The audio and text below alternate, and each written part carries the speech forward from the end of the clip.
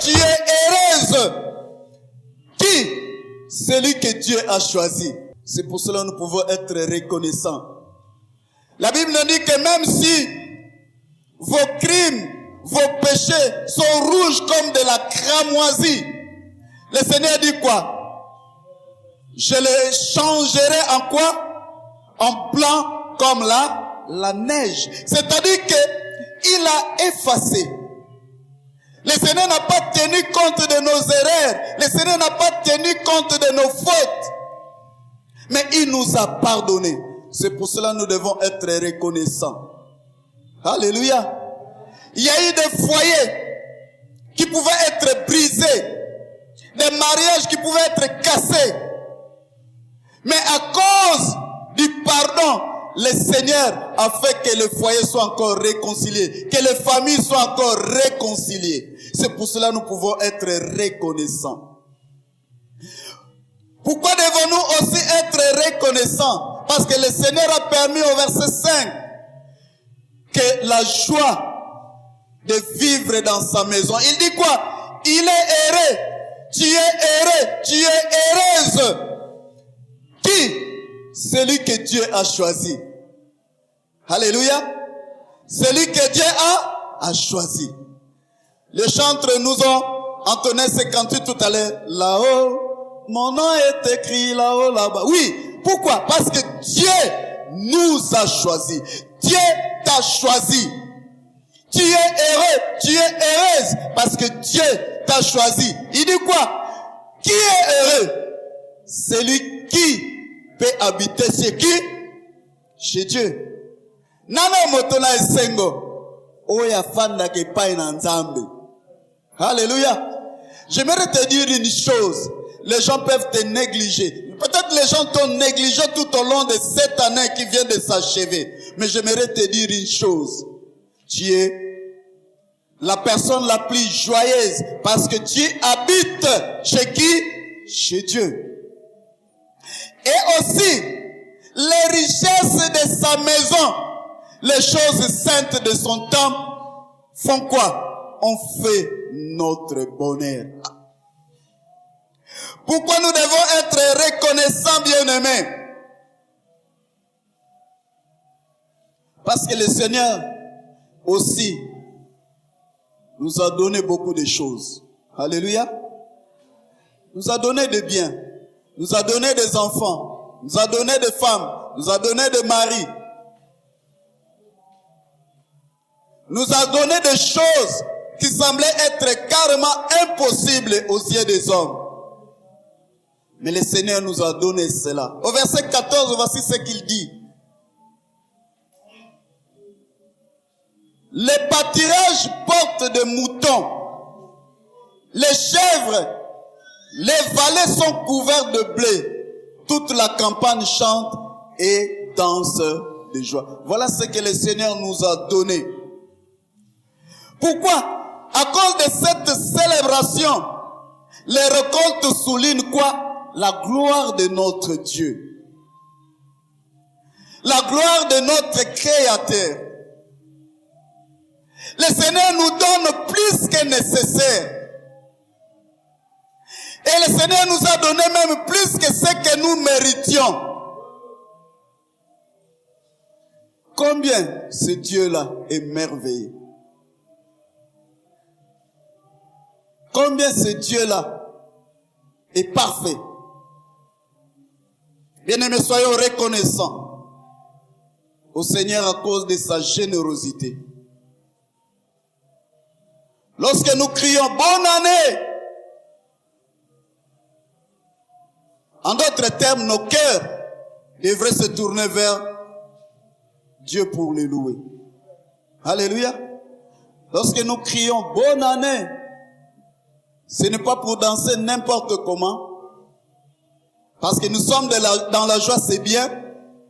Mais c'est plus, nos cœurs doivent se tourner pour dire Seigneur, merci. Seigneur, merci pour ça. Merci pour ceci. Au verset 12, le texte qui nous a intéressés ce soir. Est-ce qu'on peut revenir au verset 12, Sarah? à la fin de l'année, tu nous couvres encore de bienfaits. Quels sont les bienfaits que le Seigneur t'a accordés?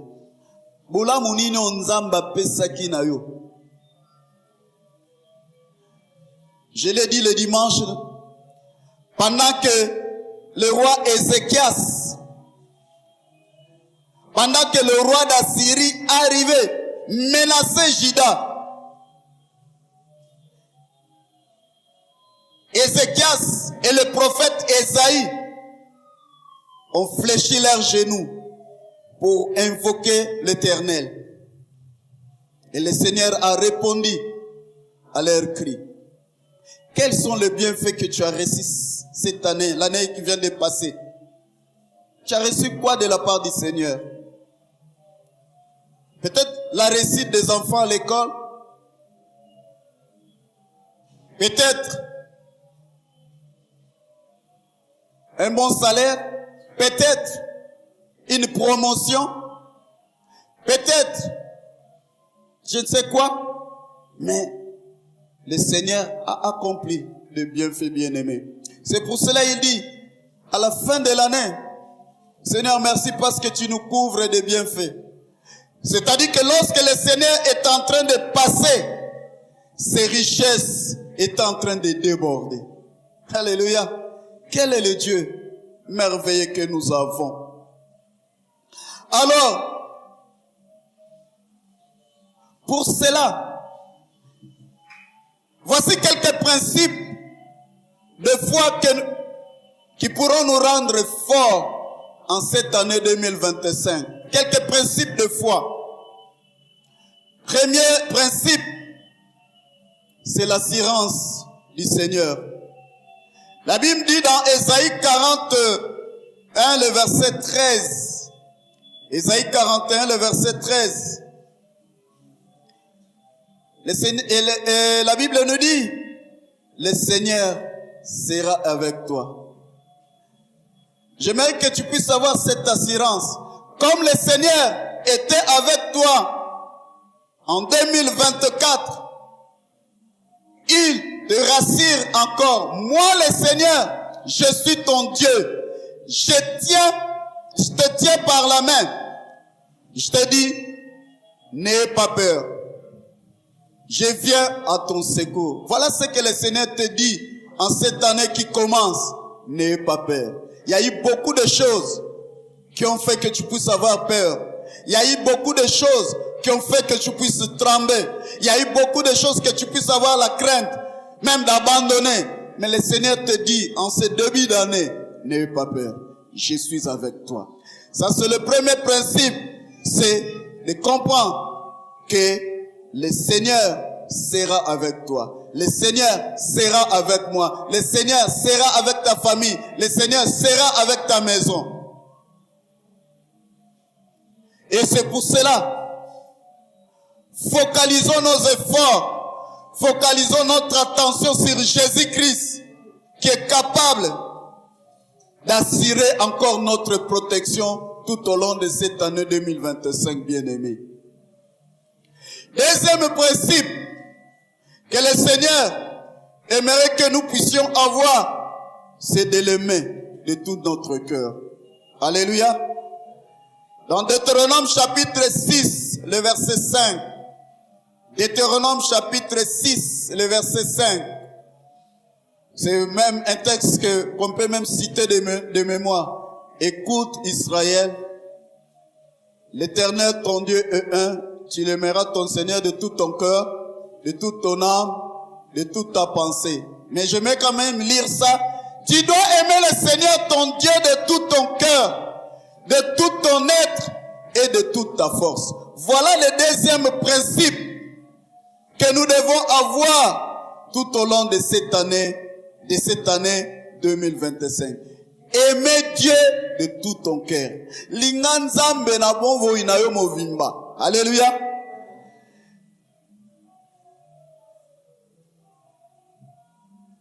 Aimer Dieu, bien aimé, c'est laisser Dieu agir en vous.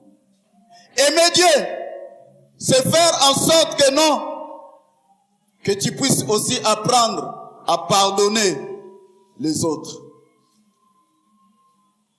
Et aussi, nous devons apprendre à bénir les autres. Alléluia. Troisième principe, avant que nous puissions prier, il faut se confier en lui. Non, pas seulement l'aimer, mais il faut se confier en lui. Dans 1 Pierre chapitre 5, le verset 7. 1 Pierre chapitre 5, le verset 7. 1 Pierre chapitre 5, le verset 7. Est-ce qu'on a trouvé le texte? 1 Pierre chapitre 5, le verset 7. Mettez tous vos soucis dans la main de Dieu, parce qu'il prend soin de vous. Dans d'autres versions, on dit, déchargez sur lui de tous vos soucis, car il prend soin de vous. Vous l'avez fait en 2024. Je nous encourage de le faire encore en 2025. C'est-à-dire de tout confier entre ses mains. Quand je dis tout, c'est tout. Alléluia. Tout ce que nous avons comme souci, tout ce que nous avons comme besoin, même dans le moindre détail,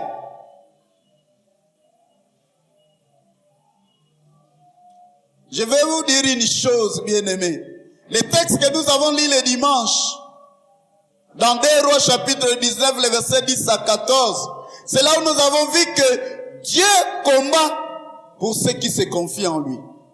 Nzambe abundaka pona bato oyo batiaka motema na bango epai na ye. Confie-toi à l'Éternel et Dieu prendra soin de toi. Quatrième principe,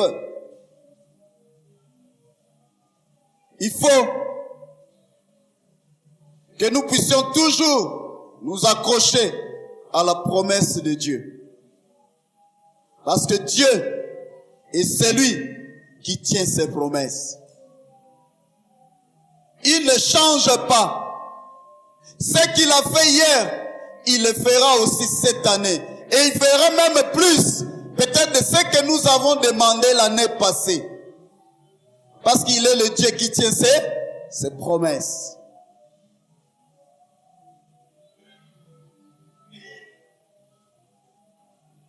Et enfin, cinquième principe, avant que nous puissions prendre le temps de prier pour cette année nouvelle, entourez-vous d'autres chrétiens. Alléluia. Entourez-vous d'autres chrétiens. C'est-à-dire, bien aimé, le cheminement du chrétien n'est pas un voyage solitaire. Le cheminement de la vie chrétienne n'est pas un voyage solitaire. Mais, vous aurez besoin, bien aimé, d'autres personnes appartenant à la famille des enfants de Dieu. Pourquoi? Pour vous soutenir. Pourquoi? Pour vous édifier. Kangamana bato bayebi nzambe na ne oyo tolingi kobanda sikoyo. Ne t'entoure pas des gens qui ne peuvent pas t'apporter quelque chose de bien en ce qui concerne ta vie spirituelle. Entoure-toi des enfants de Dieu qui peuvent t'apporter le soutien, qui peuvent t'apporter l'édification. Le Seigneur a dit, j'ai un plan pour vous, un plan de paix et non de malheur, pour vous donner un avenir meilleur. J'aimerais que l'année qui commence dans votre vie, dans votre maison, même si l'année passée vous avez pleuré, que cette année, que le Seigneur essuie vos larmes. Alléluia. Que cette année, tout ce que le Seigneur t'a donné comme promesse, peut-être que ces promesses-là, il y a eu des paroles de connaissance. Peut-être ces promesses-là, il y a eu des prophéties sur ta vie, sur ta maison. Mais j'aimerais te dire que le Seigneur est capable de les accomplir tout au long de cette année qui commence. Alors entoure-toi des gens bien. Des gens qui peuvent apporter un plus sur le plan spirituel dans ta vie. Pourquoi? Parce que lorsque nous rendons des actions de grâce, lorsque nous sommes reconnaissants, c'est une façon d'obéir à notre Dieu. Mais aussi c'est une façon de voir les choses du bon côté, c'est-à-dire sur le plan positif. Mais aussi c'est un acte de foi. Parce que le Seigneur a dit, dans 1 Thessaloniciens chapitre 5, le verset 18, 1 Thessaloniciens chapitre 5, le verset 18, j'aimerais quand même que nous puissions lire ce texte avant que nous puissions prendre le temps de prier. 1 Thessaloniciens, voilà, chapitre 5, le verset 18. Remerciez Dieu en toute occasion. C'est ce qu'il attend de vous qui êtes unis au Christ Jésus. J'aimerais que si quelqu'un a second, qu'on puisse lire ce texte-là avec la version second. 1 Thessaloniciens chapitre 5, le verset 18. Sarah, si tu peux trouver dans second. Le même texte, voilà. Rendez grâce en toutes choses. Rendez grâce en toutes choses. Car c'est à votre égard la volonté de Dieu en Jésus-Christ. C'est intéressant, n'est-ce pas? Il dit, rendez grâce en toutes choses. Est-ce que Dieu dit, vous voyez un peu l'expression là, n'est-ce pas? En toutes choses. La parole de Dieu ne dit pas, rendez grâce à Dieu pour toutes les bonnes choses de la vie. C'est ça? Hein? Est-ce que le Seigneur a dit, rendez grâce à Dieu pour de bonnes choses? C'est ça? Mais il a dit quoi? Rendez grâce en toutes choses. C'est-à-dire, même quand il y a des épreuves, rendez grâce à Dieu. Parce que si je posais la question ici, qui aime les épreuves? Personne ne va lever sa main pour dire que non, j'aime les épreuves. Personne. Qui aime les souffrances? Personne. Qui aime le fait de manquer, de ne pas avoir de moyens? Nous aimons l'argent, n'est-ce pas? Nous aimons avoir un peu d'argent pour subvenir à nos besoins, n'est-ce pas? Mais le Seigneur a dit, même si tu n'as pas l'argent, rends grâce.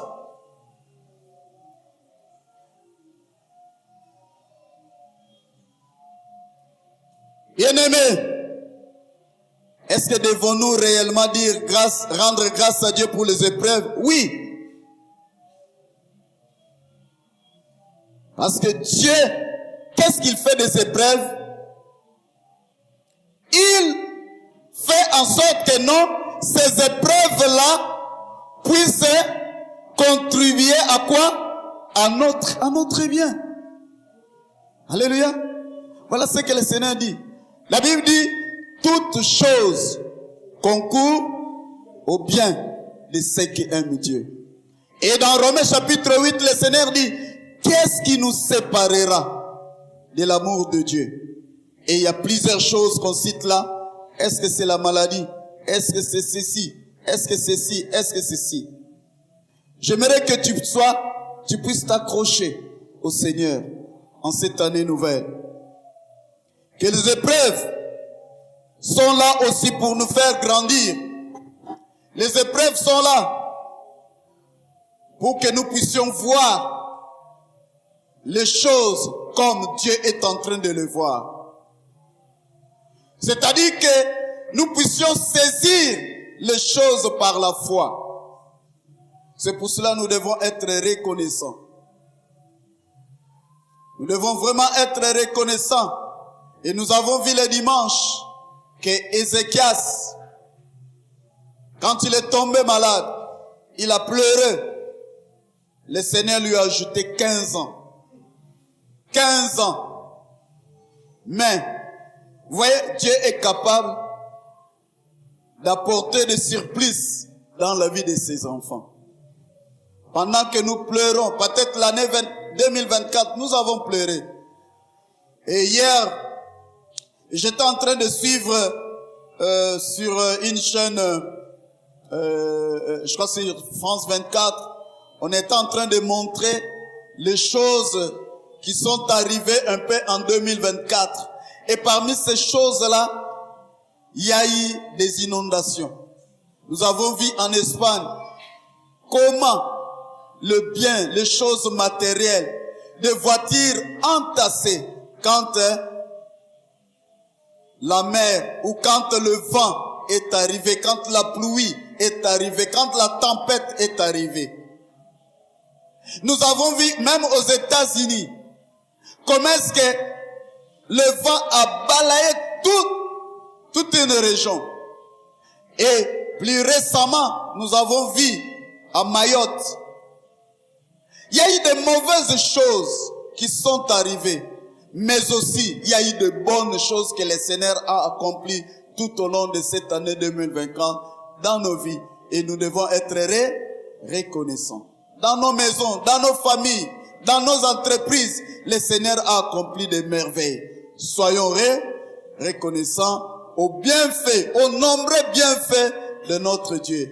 Et que le Seigneur nous bénisse tous. Amen.